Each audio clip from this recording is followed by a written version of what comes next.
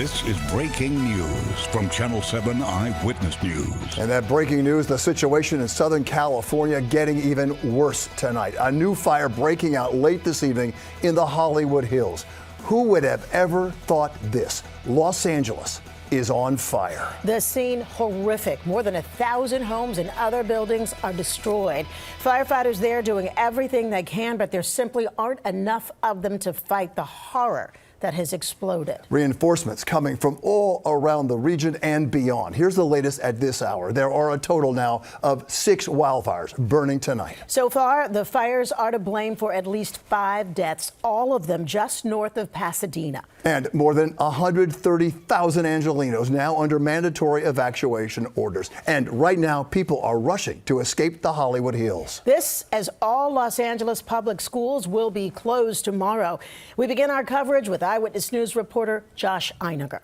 And Sandra, we've been watching this latest fire develop just over the last couple of hours, and it's happening as we speak. This fire started small, just a speck, and in a span of less than an hour, it grew exponentially, the wind shoving it right toward Hollywood Boulevard. We could show you a map of this area, what's under the gun here. Hollywood Bowl, the famous Hollywood Bowl in the east. There are lots of houses in this area, and of course, it's approaching the world-renowned Hollywood Boulevard. The entire area right now under a mandatory evacuation as yet another part of the City of Angels erupts into danger. After dark tonight, the misery multiplied. It's a dire situation.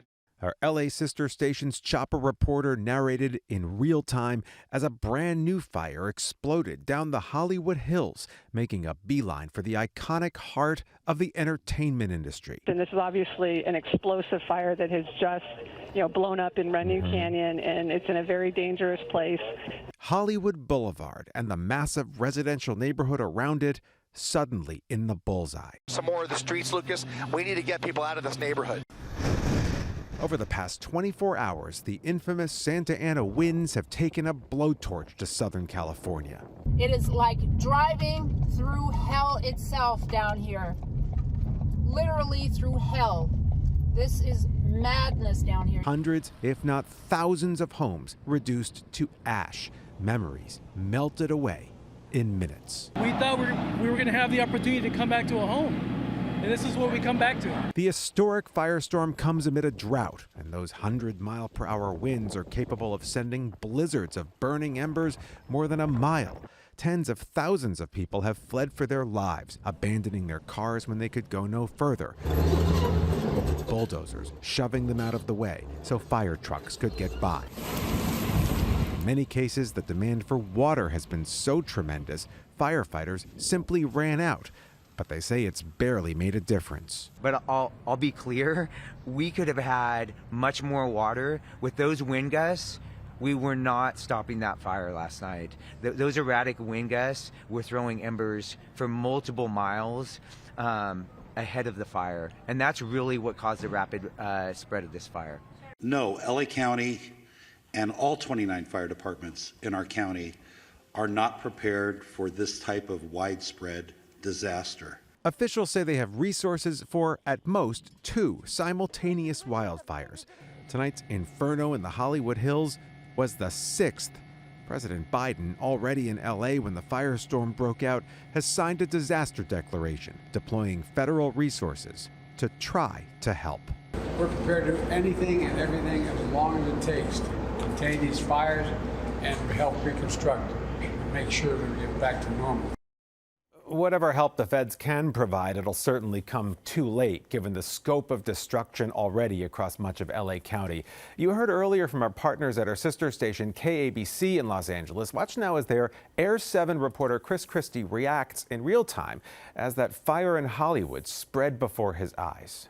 Oh, no. I'm sorry, guys.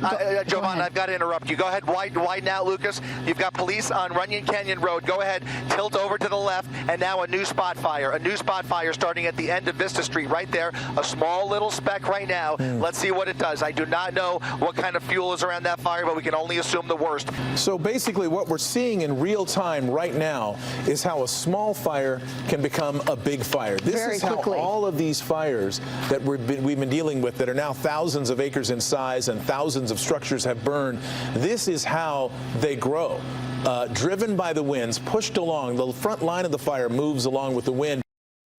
It's just amazing to see the impact the wind has on this. And Lee, this is actually when the wind already had started to die down. I mean, from ember to inferno in moments, and that's the thing, it's coming down. That just allows them to attack it like you showed from above, and the morale's got to be higher with the firefighters. But that doesn't mean it doesn't spread, and that's what we're dealing with now. So when you look at the Hollywood forecast, and I have the wind forecast for you, you'll see that, there are some gusts that are coming through the canyons, 15, 25 miles an hour. That's all it's going to take for some spread tonight. The winds are a lot lower as we go into tomorrow morning. So definitely they're going to jump on that opportunity to fight that fire. So yes, we're out of extreme danger in terms of spread, but we're still in critical fire danger tomorrow. Some gusts 35 to 55. The higher gusts are really in the higher terrain in the mountains. But you see that futurecast gust. Now they drop off overnight, but we still have some gusts that'll be ramping up during the day tomorrow. So they have a window here tonight and tomorrow morning where they're really going to try to fight these fires.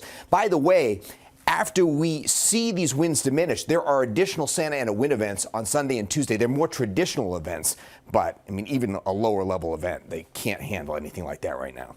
All right, for us, we're dealing with some winds. It's gusty again tomorrow, and the gusts are even stronger than they were today, some 50-mile-per-hour gusts. So now we have wind advisories northwest New Jersey, coastal New Jersey. This may expand even a little bit more. Wind is still howling tonight. We've had gusts over 40 miles an hour, and you can see those winds are up through the day tomorrow, but this is the last gasp of this wind event. So we're at 23. It's frigid again. It feels like 10 out there. It feels like we're in the single digits. Many suburbs are even 0 in the Catskills. So figure it's just super cold in the morning. The storm, by the way, that helped fire up the winds out west, that's the one that we've been watching going over I-20 tomorrow. I mean, connections through Dallas going to be a mess with some snow and mix headed into the Tennessee Valley. But what happens with us? The storm exits well to our south. We just get some fringe from it, light snow showers, maybe a coating to an inch Friday night into Saturday, 1 to 2 inches of possibility south, but I'd geared toward the lower end of these ranges. So at the bus stop, wait till the last minute to get out there. We're at 22, feeling like 10, and in the afternoon, freezing, feeling like the teens again, wind gusts of 50 miles an hour.